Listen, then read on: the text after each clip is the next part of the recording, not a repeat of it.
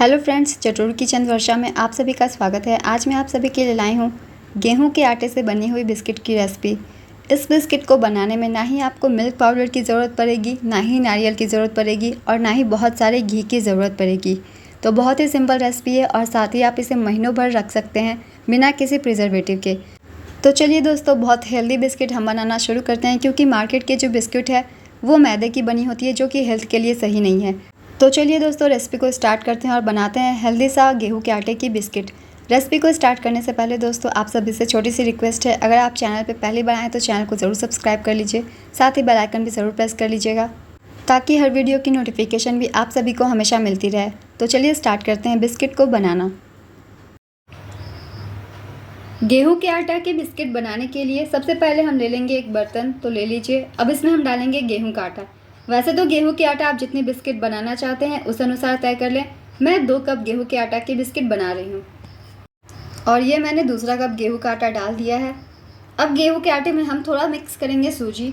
हल्का सा बिस्किट दरदरा होगा, जिससे इसका टेस्ट ज़्यादा अच्छा होगा। तो ज़्यादा नहीं, हमें गेहूँ के आटे की 1/4 यूज़ करनी है सूजी आप बारीक वाली, मोटी वाली कोई भी यूज़ कर सकते हैं। तो जितने आप गेहूं का आटा ले रहे हैं उसकी 1/4 हम यूज़ करेंगे सूजी। यानी कि मैंने 2 बड़े कप से लिए थे गेहूं के आटा, जिसके लिए 4 चम्मच मैंने लिया है सूजी। मिठास के लिए हम यूज़ करेंगे शुगर पाउडर। तो अंदाज़न मीठा आप डालें, अगर ज़्यादा मीठा चाहते हैं तो ज़्यादा डालें। वैसे बिस्किट थोड़ी कम मीठी ही रहती है, तो शुगर पाउडर थोड़ा कम डालेंगे। यहाँ हम 2 टीस्पून डालेंगे सोडा। आप सोडा की जगह बेकिंग पाउडर भी डाल सकते हैं। तो 2 टीस्पून हमें यूज़ करनी है। तो ये 2 टीस्पून हमें डालनी है सोडा, और इसमें डाल देंगे नमक से जो है बिस्किट का टेस्ट अच्छा होता है और अंदर का टेक्सचर भी अच्छा होता है। 1 टीस्पून जितना हमें नमक भी इसमें डाल देना है।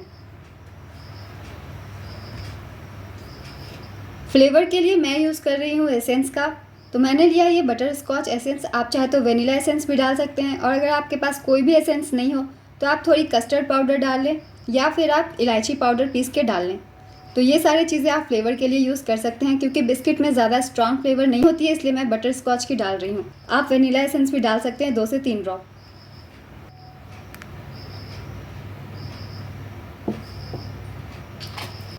बिस्किट को खस्ता बनाने के लिए अब इसमें हम डालेंगे घी। तो घी ज़्यादा हमें नहीं डालनी है, बस 2 बड़े चम्मच डाल देंगे। ज़्यादा खस्ता नहीं करना है, तो बस 2 चम्मच बड़े चम्मच से घी डाल दीजिए। अब इन सभी चीज़ों को हम मिक्स कर देंगे अपने हाथों से। तो इन सभी चीज़ों को पहले अच्छे से खस्ता कर लेते हैं।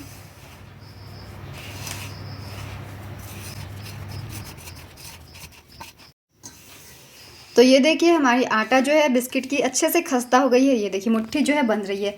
अगर आपकी इस तरीके से मुट्ठी ना बंधे तो आप 1-2 चम्मच घी और ऐड कर दें। तो इस तरीके से जब मुट्ठी बंधने लग जाए, मतलब ये अच्छे से खस्ता हो गई है। इसमें अब हम डालेंगे दूध से बहुत ही अच्छा बिस्किट बनेगा, इसलिए ज़्यादा नहीं, थोड़ा थोड़ा दूध डालेंगे। और हमें एक सख्त डो तैयार करनी है। सॉफ्ट डो मत तैयार कीजिएगा, हार्ड डो हमें तैयार करनी है बिस्किट बनाने के लिए, क्योंकि बिस्किट थोड़ी क्रंची होती है इसलिए। अब थोड़ा थोड़ा दूध डालेंगे और इसकी हम एक टाइट डो तैयार कर लेंगे।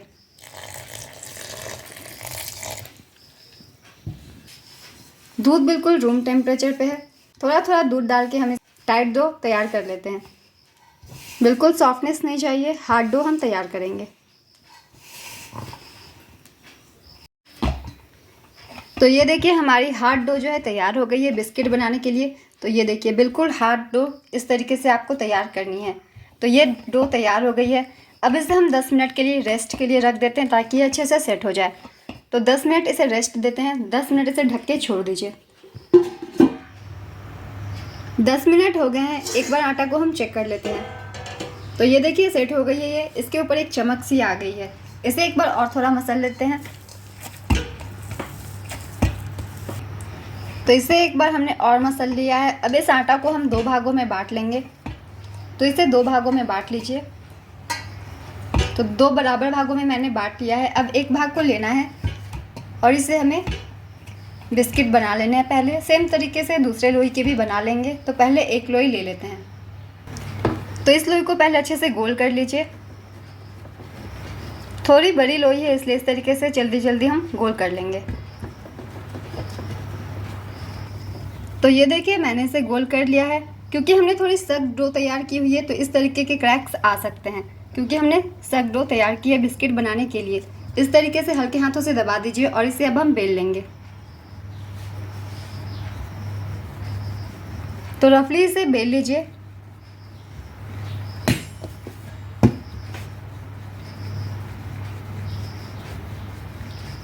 एक बड़े प्लेटफॉर्म पे इस आटे को रख के बेल लीजिएगा।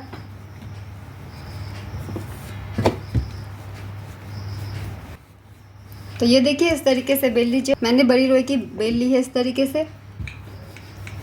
तो अब हम देंगे बिस्किट को शेप आप अपनी पसंद की दे सकते हैं। आप गोल बना सकते हैं, ओवल बना सकते हैं, स्क्वायर बना सकते हैं या फिर रेक्टेंगुलर बना सकते हैं। आपको जो भी शेप चाहते हो बिस्किट की उस तरीके से बना लें। अगर राउंड चाहते हैं तो आप ग्लास से कट करके निकाल सकते हैं छोटे छोटे बिस्किट्स। इसके भाग को हम बराबर कर लेंगे। तो मैं यूज़ कर रही हूँ बड़े से स्केल का, ताकि एक माप से ही अच्छे से कट जाए। तो ये देखिए बड़े अच्छे से निकल जाते हैं। इसके पार्ट्स को हम बाद में यूज़ कर लेंगे।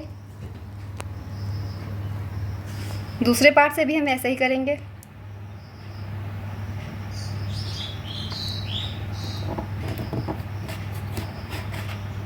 इस पार्ट को भी निकाल दीजिए। और बिस्किट की थिकनेस आप देख सकते हैं आपको कितनी रखनी है। तो इसी थिकनेस की बनानी है, ना ज़्यादा मोटी ना ही ज़्यादा पतली। इस साइड से भी निकाल देंगे।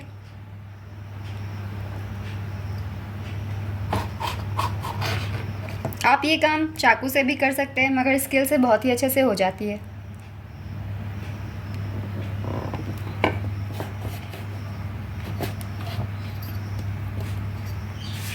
तो ये देखिए मैं इस थिकनेस के बना रही हूँ, इतनी स्क्वायर।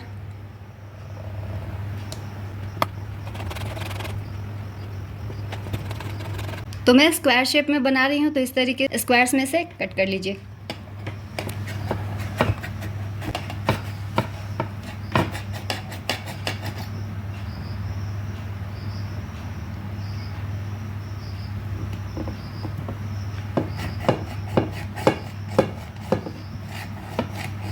तो ये देखिए हमारे बिस्किट्स निकल गए हैं इस तरीके से। तो आप इस तरीके से सभी बिस्किट्स को पहले बना लीजिए और इस तरीके से पहले कुछ बिस्किट्स हम बना के रख लेते हैं, उसके बाद इन्हें हम फ्राई करेंगे। आप चाहे तो इसे बेक भी कर सकते हैं।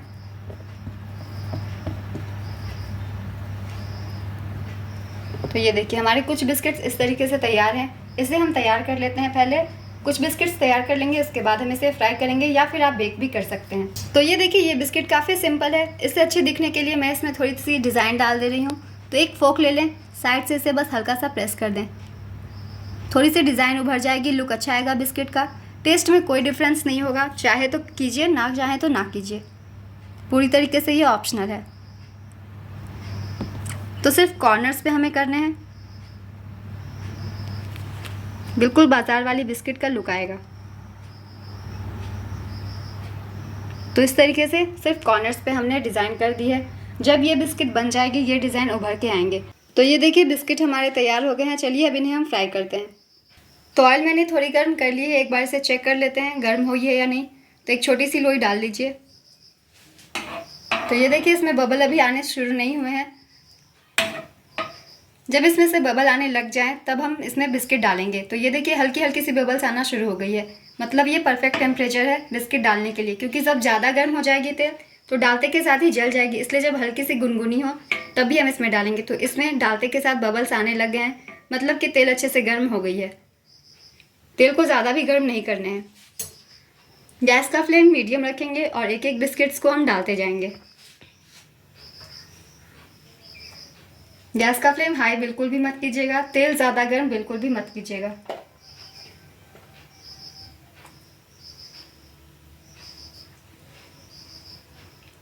तो अभी इन्हें हम थोड़ी देर फ्राई होने देंगे, तुरंत ही नहीं पलटेंगे। तो ये देखिए बिस्किट ऊपर आ गए हैं अपने आप ही। तो बिल्कुल लो फ्लेम पे मैंने इसे फ्राई किया है। अब इसे हम पलट देंगे। पलटते हुए हमें बिस्किट्स को फ्राई करने हैं।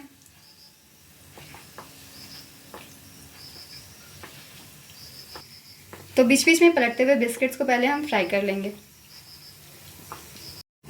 तो ये देखिए हमारे बिस्किट जो है फ्राई हो गए हैं। कुरकुरा फ्राई मैंने किया है क्योंकि इसे क्रंची रखना है इसलिए। तो अब बिस्किट को निकाल लेते हैं।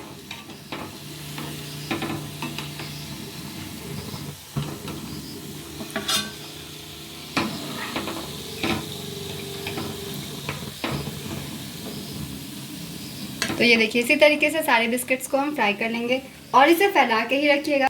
जैसे जैसे ये ठंडी होगी वैसे वैसे ये क्रंची होगी।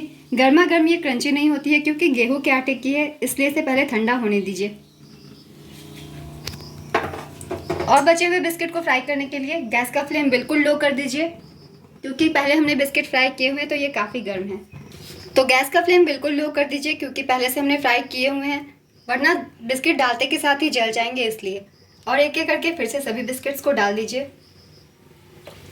तेल बहुत ज़्यादा गर्म अगर आपको लगे तो आप उसे नीचे उतार के थोड़ा सा ठंडा कर लें, मगर बहुत ज़्यादा तेल गर्म हो तो ना डालें बिस्किट, वरना जल जाएंगे, अंदर से कच्चे रह जाएंगे। अब इसे भी हम लो मीडियम फ्लेम पे पहले फ्राई कर लेंगे। तो ये देखिए, इस बैच के भी बिस्किट फ्राई हो गए हैं, इन्हें भी हम निकाल लेते हैं।